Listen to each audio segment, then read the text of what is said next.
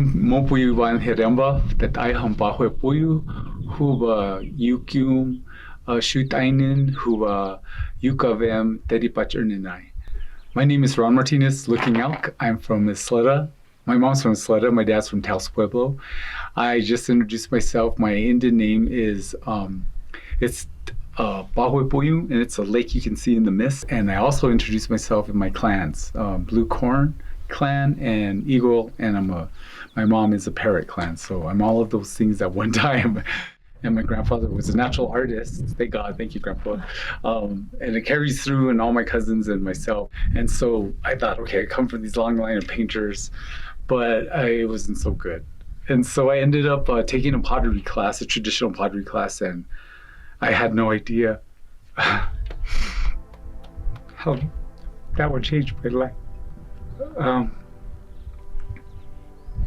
Preston Dewaney, a Hopi artist, took me under his wing and showed me how to be a potter, and it never left me.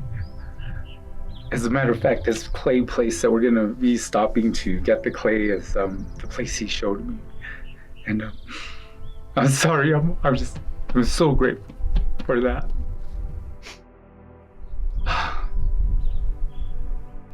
I always think of the things I took for granted in my lifetime, and especially in my art. Like, things have downsized. And from the moment I picked up the clay to the first pot I ever made itself, I had no control, but it was in me. I'm a graduate of the Institute of American Indian Arts in Santa Fe, and I graduated with the 2- and 3-dimensional art degree in '93. I'm just forever grateful to have the spirit of the Mother Earth and all of the gifts, because everything's tied to the water, the land. I've been to 30 countries in the world, many of them like New Zealand, like 18 times, doing leadership development with a lot of indigenous communities, but there's no place like home. I couldn't live it anywhere else, and it's because I'm tied to the land through my art. Like, everybody has a place that they gather their clay, and sometimes it's really a family secret or a Pueblo secret where they gather their clay. It's a sacred site for us.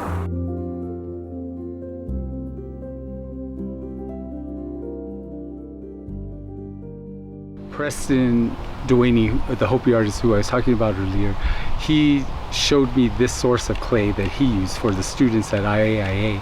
I think it's because I learned it first, or that's where I was in touch with the mother first. There's no other source that I can use comfortably. It's just one of those things that you know.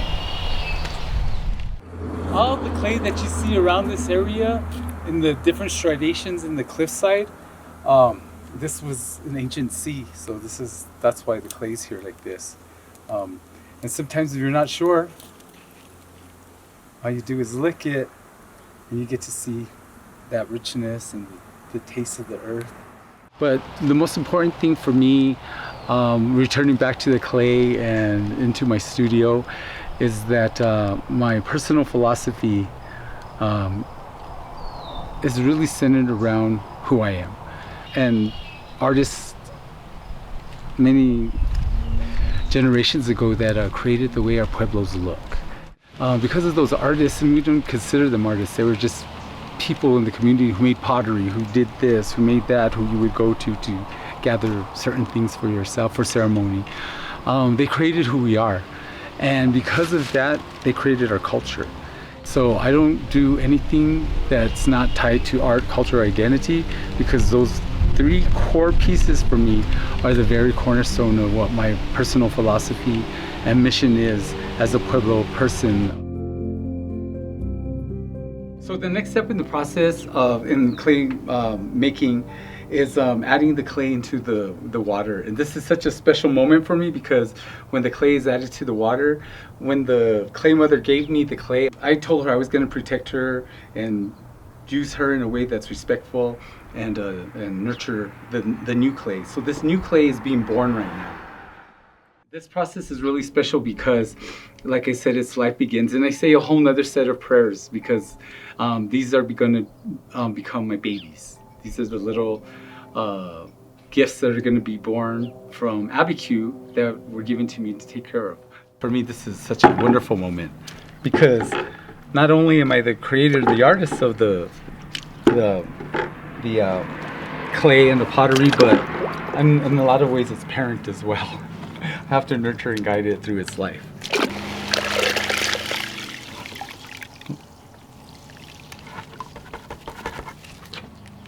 And it's like it's taking its first breath. So when I say my prayers at this stage, it's not like a sacred ceremonial thing. I'm just offering a prayer to the Creator that in its life of the pottery and while I'm making it and its life after I fire it, that it takes on the beauty of Pueblo culture, but also acts as an ambassador for the people and myself as an artist. So really I'm praying for its life.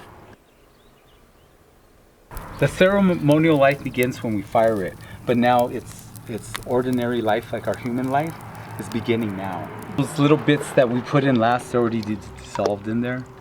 And this is what I love about it. Like this breaks down, but this is all clay. This is how you tell clay in the field when you're out there and you're not sure. Because like if it's just dirt, it just turns into mud. But this clay has some tackiness to it. All these little bits that you'll see through the process, I don't waste it. They all go into a little pile here, and when I get a good amount, I'll add water to it. This is just the stage where if it was older Pueblo times when like Maria Martinez, they would dry it out in the sun on the canvas. I'm not that patient. So I have these plaster slabs. This is when it's born. This is in its infancy because it can't take any shape or form. It's still the earth. Because when I start to build a pot, which is in the next process, it's still soft, but I can build the walls with it. I have a turntable that helps me keep it balanced, but everything's built by coil method. Because I got it, the responsibility to take care of the clay from the clay mother, this becomes a relation to me, and so I have to nurture and help that grow, and so every part of its life is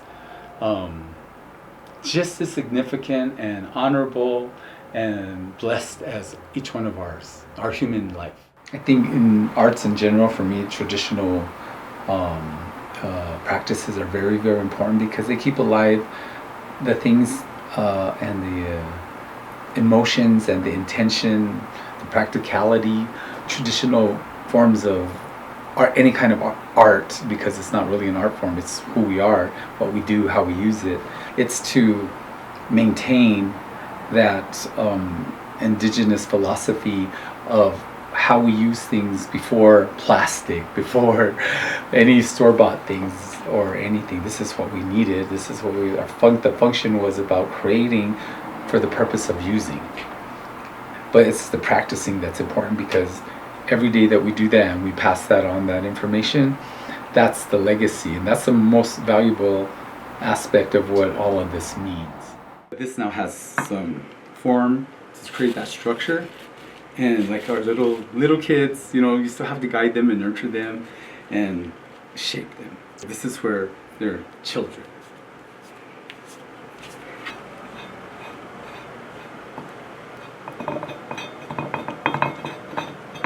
And so this is where it's going to tell me what it really, really, really, really wants to be.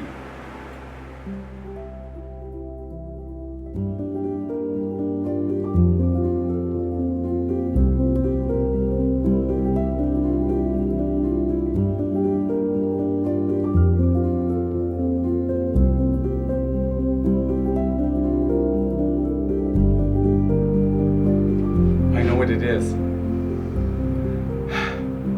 I'm so emotional because you're a baby. I'm like weepy and like what is this? Like I'm sitting here asking her like like always like even to take away some of the like this achy thing, like absorb it so I can continue. And I was like feeling like I was gonna cry, and I was like, "It's your baby." I'm trying to listen to the what it wants to be, but it's a new being. And so your little guy he's projecting in a good way about this. It's funny because it's like, I want to be a football. I'm like, you're not a football. You know what I mean? In my mind, like, that's why I'm sitting here like, huh? Like, wait, what's happening here?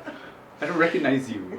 This part of building the pot is very, very intentional and not precise, but it has some force and strength. It's not a football.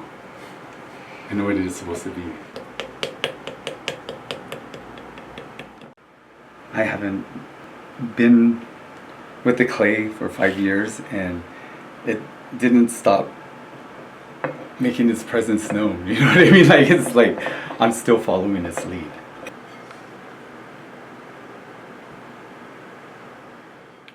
Now it's like it's turning 10 or 12 right before its teen years, right?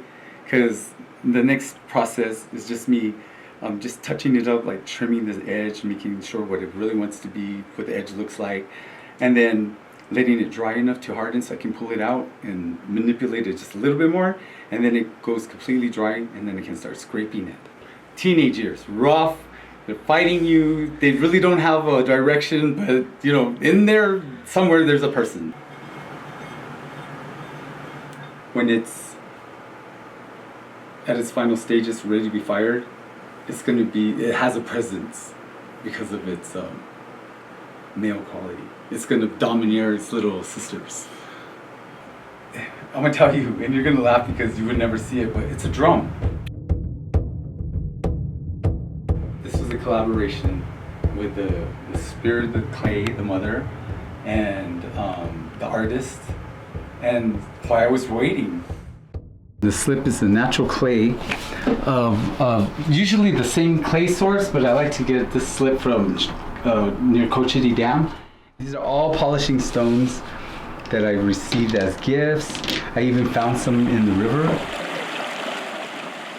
My intention is with this and any pot is to add at least 7 to 12 layers of the slip, because it has to soak into the wall of the pot enough to where when I'm polishing it, it doesn't dry out and it looks like I'm scratching it.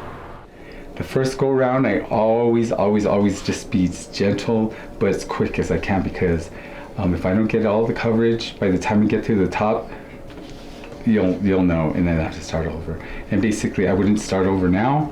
I would let this dry out again, re-sand it, and polish it after it's dry. But for me, perfection is that it survives.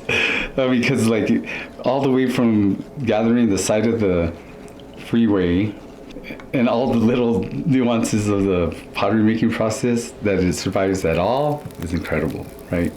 Especially the firing.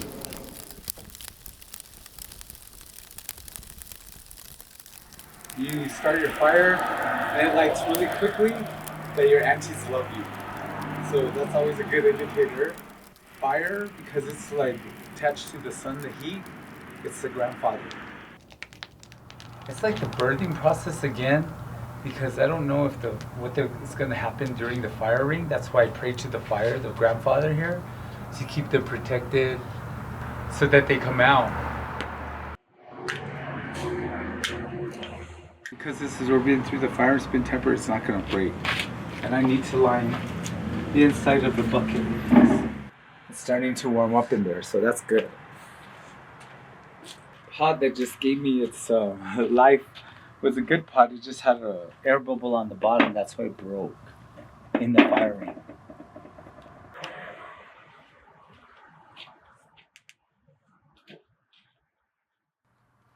This part of firing, I don't know if you remember earlier when I said when I'm making the pottery and it's just quiet and there's no electricity on. It reminds me of my closest connection to my ancestors and the way, like what my great grandmothers will be doing. This is another part of that process because it's just me and the fire and the clay.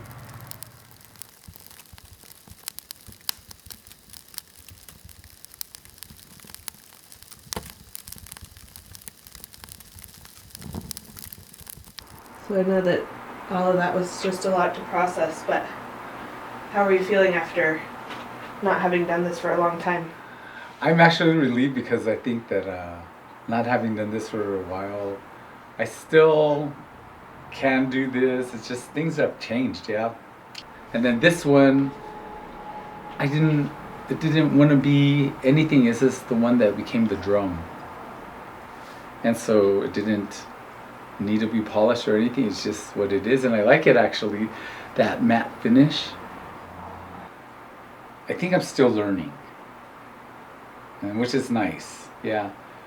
I think my next journey with my clay is gonna be, I don't know, this one just really speaks to me, even though it's so plain. I mean, like, but I think that's what I'm going through in my lifetime right now, is pulling back and minimizing and making things simple. I think maybe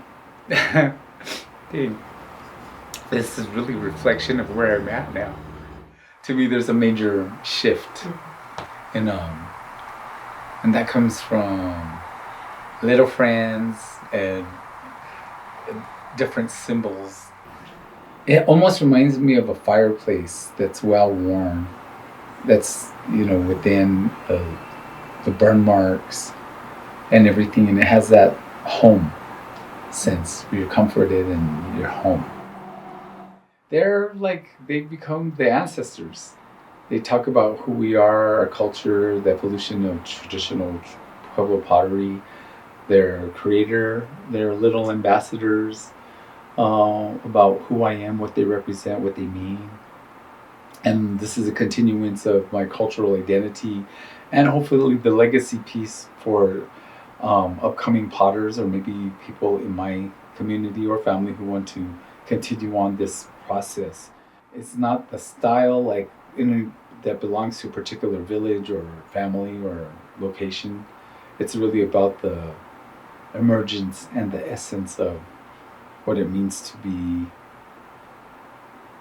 a creator.